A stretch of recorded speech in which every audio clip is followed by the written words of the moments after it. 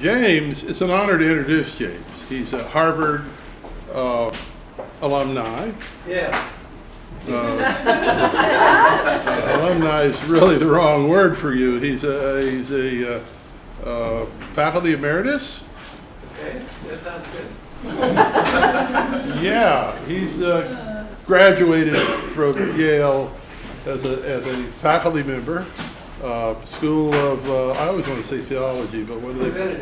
Divinity, yeah. He's the one who invited us here 2 years ago, has been a real friend of the society, and it's always interesting to go to conferences with James because he's a creative thinker and he's a generalist, so you never know what he's going to talk about, but it's always interesting. And I remember when we drove up the coast together one time, and James kept saying, "You're going the wrong way, you're going the wrong way." Do you remember that?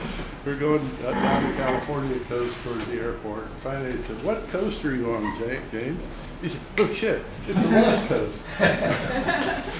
We are going the right way. But James has been a dear friend personally and a supporter of the society and has really made this Yale experience possible for us 2 years ago and then today.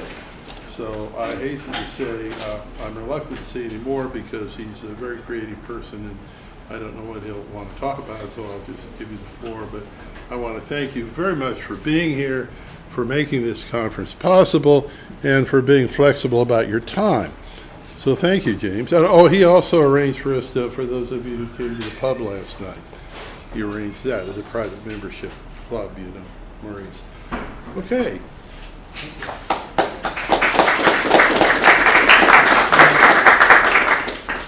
Well, first of all, may I say on behalf of Yale, welcome to you all. And in the next couple of days, you'll understand fully why we're so much better than Harvard.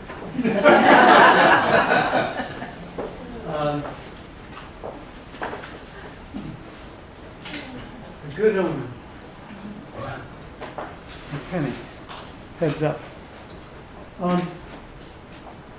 So I wanted to speak to you about something that is actually very central to my thinking. And I call it Silent Echoes at the Gateless Gate. Discovering the passage to the noumenal world at the font of phenomenal experience. And I'll sort of deconstruct each one of those terms so that by the end it'll make a little more sense.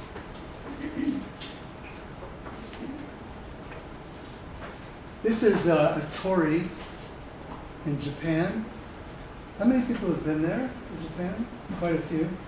And you've seen the torii. Hi. Hi. I'm looking for the conference. Yeah. Which one? Is it right Around the corner there for registration and then. Oh, okay.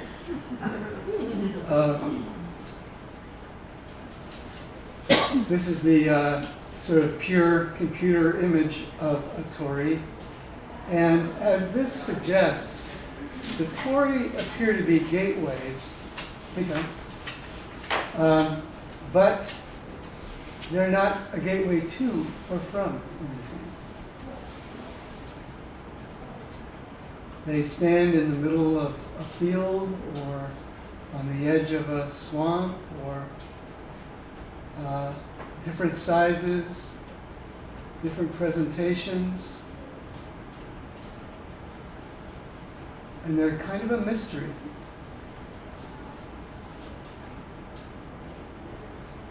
Here's one in the middle of the water. No one sails through it. It doesn't mark a channel or anything. Has no utility.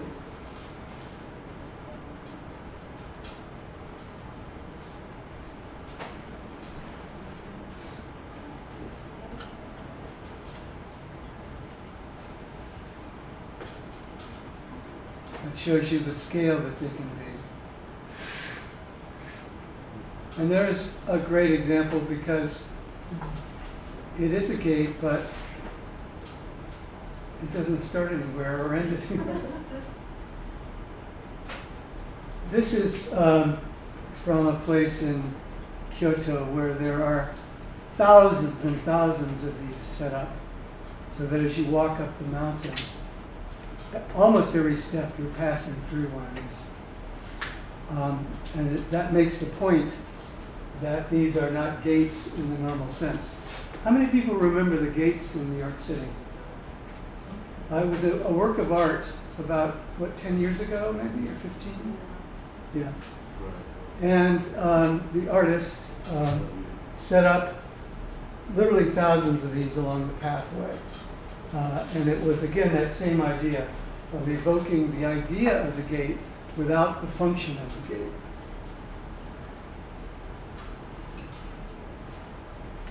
And here's the same idea carried out in a different tradition. And finally, the idea of the gateway to the other world. So this is the theme of the Gateless Gate, which is a Zen idea. By the way, I'm really glad that I'm going before Irvin, because I thought it was kind of amazing that he would be opening for me. It'd be like, the Monkees, preceded by the Beatles. So, what about the gateway to another world? It seems so obsessive to the Japanese and the Chinese to some extent. What is that doorway all about? Where is it? Is it a heavenly abode after death? Or is it something that art takes us to? Or perhaps it's something we'll discover that leads us anywhere we want to go? That's from the Stargate, of course.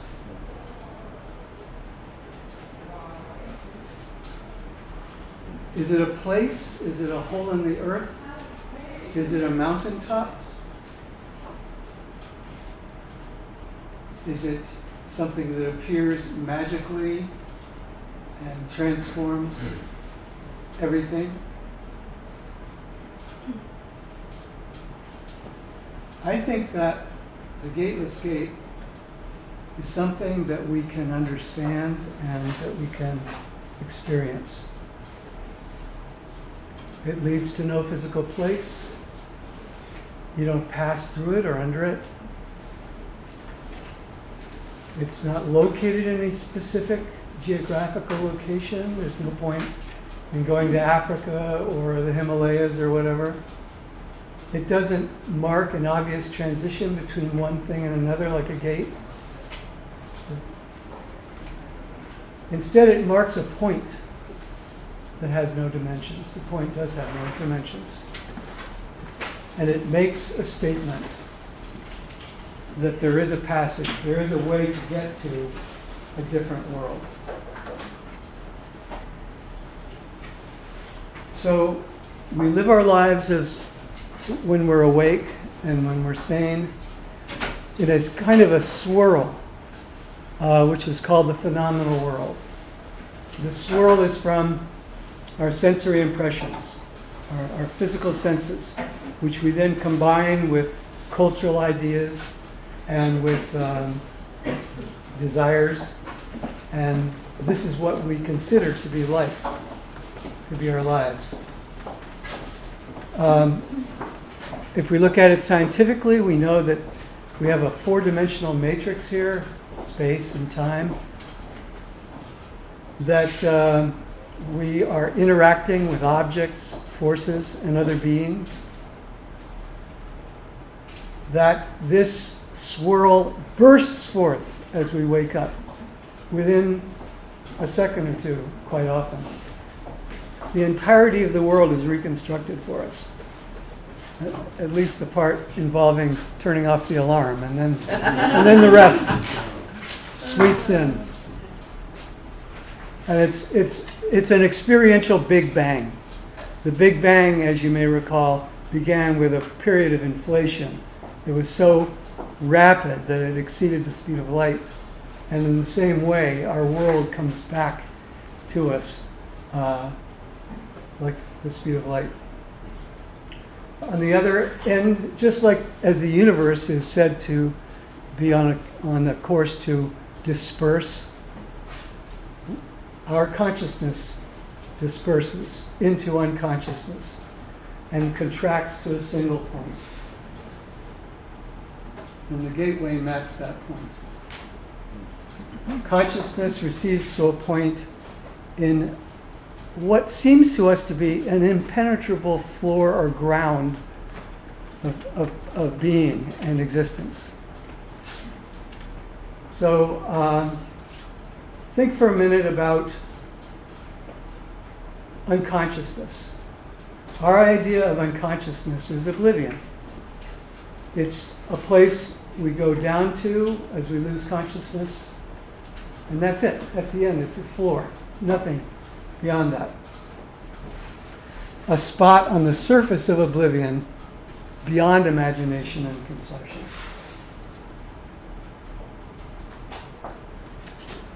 So, we have the surface swirling amidst the sensations, feelings, and thoughts, the ground of oblivion. Some traditions say that these two are linked by a silver cord, but that's entirely a metaphor. But is there a gateway?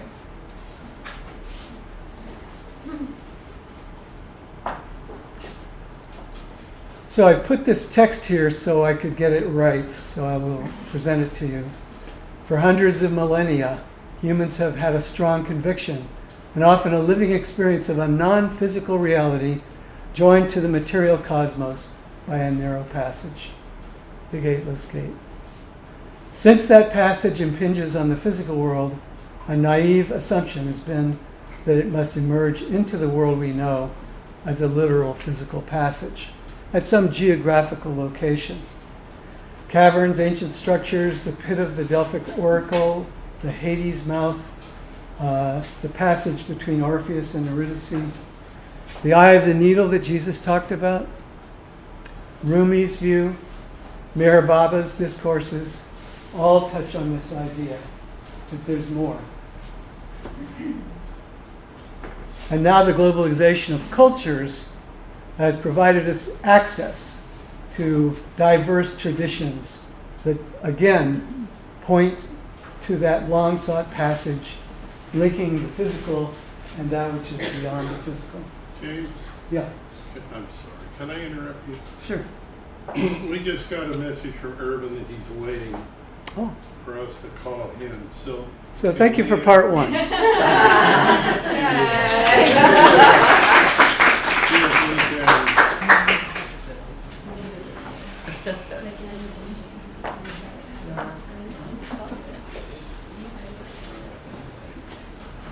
So when I talk about locating the passage to the other world, I'm not talking about as if that would mean that you could traverse it. That's a whole different thing. But if there is a connection between or among many different spiritual traditions involving this idea, or should I say this reality, then I think that's of great interest. And basically the idea being that if enlightenment is possible, it must include this, and it must have been something experienced by many people over the thousands of years.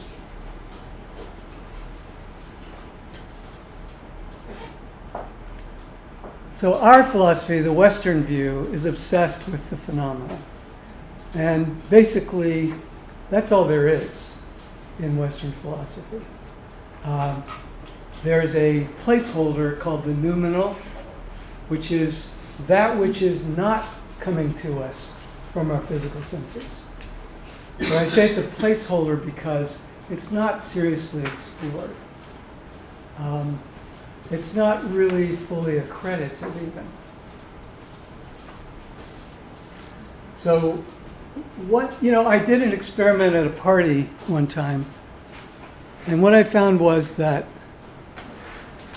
about half the people that I did this with, as soon as they closed their eyes, they stopped seeing anything.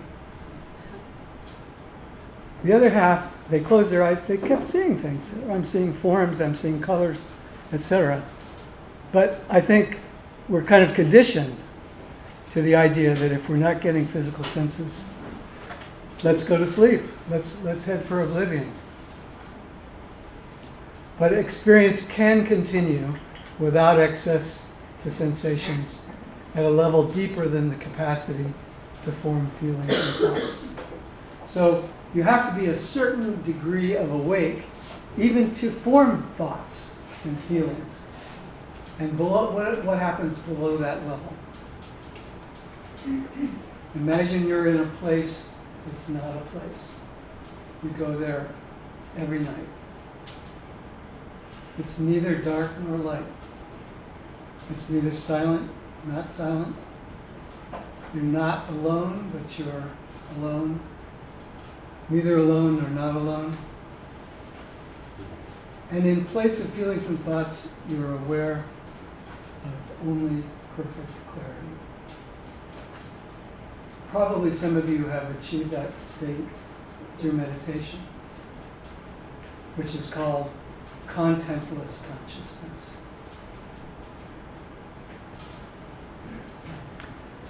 You are you, even though you apprehend no forms whatsoever, no sensations, feelings, no mental forms.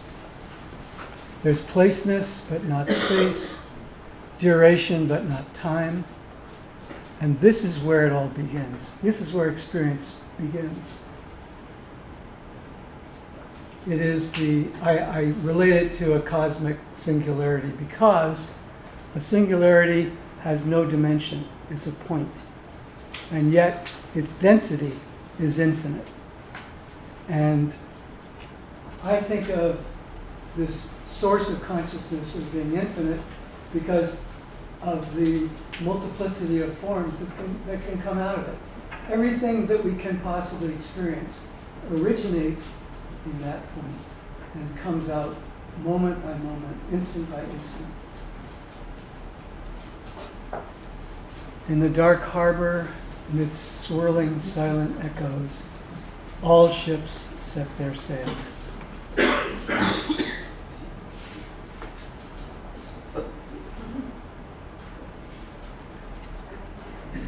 Should we sing? I know, it's so tempting, isn't it? Come on, everybody.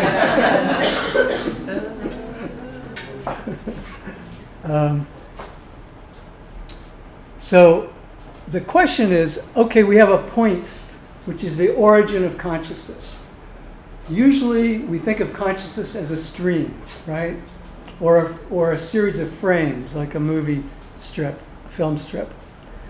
But in actuality, the other way of looking at consciousness, and in some ways the better way, is a fountain bursting forth instant by instant, providing our experience. And then we, as a mental act, line it up into frames. But originally what it is from this one-pointed source.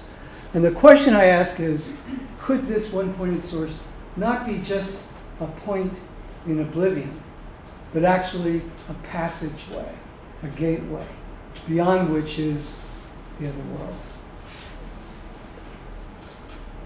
world? The point that links consciousness and unconsciousness, some people call it the theta point because of where it's positioned in brainwaves. In the sense of no consciousness whatsoever, which means, when I say unconsciousness, I mean real unconsciousness. Like, this is unconscious, that sort of unconsciousness. Maybe it's not merely a connection to oblivious nothingness, but an access point.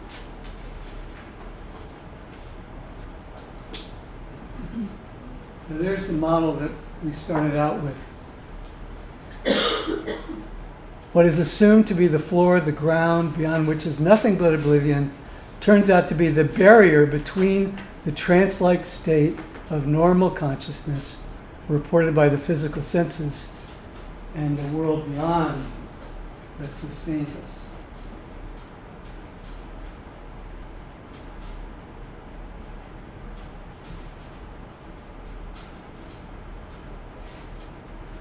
This is a quotation by the man who originated the term, the Gateless Gate.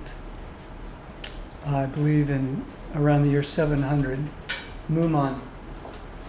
And he says, if you don't pass through the barrier nor uproot the normal workings of your mind, whatever you do and whatever you think is a tangle of a ghost. In other words, a trance-like state. Now, what are the barriers? This one word, mu. Nothing yet not nothing. That one word is the soul barrier. That's why it's called the Gateless Gate. If you pass through this ultimate barrier, you meet with Jashu, the original enlightened man, face to face, and also see with the same eyes, hear with the same ears, and walk together in a long procession.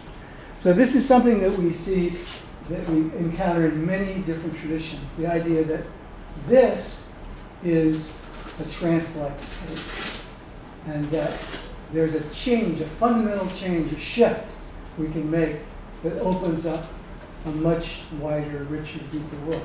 And I think some people in this room have experienced that. Jesus talked about a dimensionless point, which he called the eye of the needle. That's what you pass through to get to the kingdom of heaven, he said. He said if you think this is all there is, you probably won't be able to get through it. Rumi. Late by myself in the boat of myself, no light, no land anywhere, cloud cover thick. I try to stay just above the surface, yet I'm already under, living amidst the ocean, living ocean in my midst. This mirror inside me shows I can't say what, but I can't not know. So it cannot be put into words because it's prior to thought. It's prior to the machinery that creates thought. And yet I can't not know because I am. Here's another one. I just love the graphics so much. Do not feel lonely. The entire universe is inside you. And Jesus says, no one can say, oh, here it is, or there it is, because it's already in your midst. Consistent message. There's a novel called A Passage to India by E.M. Forster. And in that novel, he describes these caves, these caverns called the Marabar Caves. And basically what happened was, these are not caves created by tectonic action, but from the original molten state of the earth. And gaseous bubbles rose up and then hardened. So these caves, once you enter them, they're completely spherical and smooth like glass. And any sound you make in them reverberates essentially forever. In the dark harbor, the slightest wisp or whim echoes silently and limitlessly until it forms the germ of the sensation, feeling, or mental form that then rises into consciousness and thence into social relations. So here we have a profile of waking consciousness. That in this point where we start each instant, there's a chamber in effect. And any disturbance of this, however tiny, echoes and echoes and echoes and builds and builds and builds. And that becomes the seed from which the mind creates the sensation or the feeling or the thought that is then rendered into our experience. The silent echoes.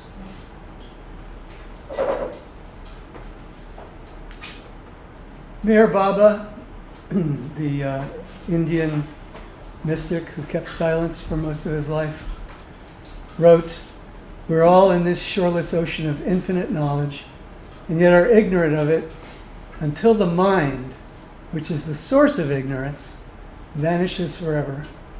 For ignorance ceases to exist when the mind ceases to exist. This is almost impossible for us to understand because we identify with the mind. We are the mind. Don't take away my mind. What is that, Alzheimer's? You know. But there's something there. There's some mystery there involving that gateless gate. Unless and until ignorance is removed and knowledge is gained, the knowledge whereby the divine life is experienced and lived, everything pertaining to the spiritual is paradoxical. So, I mean, how paradoxical can we get when we talk about, you know, echoes in silence and gateless gates? I mean, that's the language of the spirituality to us from our viewpoint. A series of paradoxes. We must lose ourselves to find ourselves. Paradox. Loss itself is gain. Die to self to live in God. Death means life. Paradox, paradox, paradox. We must become naked of selfhood by possessing nothing, so as to be absorbed in the infinity of God. Thus, nothing means everything. The rich man asks Jesus, how do I get through that gateway? And he says, give away until you have nothing, until you are nothing. Then you pass right through. But we can't do it. It's not the rich man, it's the rich. It's us. Can you do about 3 more minutes? Sure. We must lose ourselves to find ourselves. Loss itself is gain.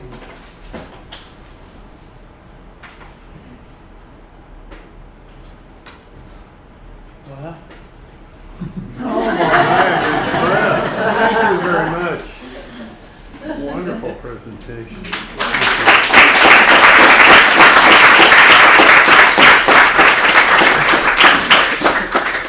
Thank you very much, James. Well, we're running just a little behind, but not too bad. Tom Lombardo has offered to go ahead with his presentation a little bit early, so start right now. Okay. And there's a chance that Irvin will call at the top of the hour. And you will be in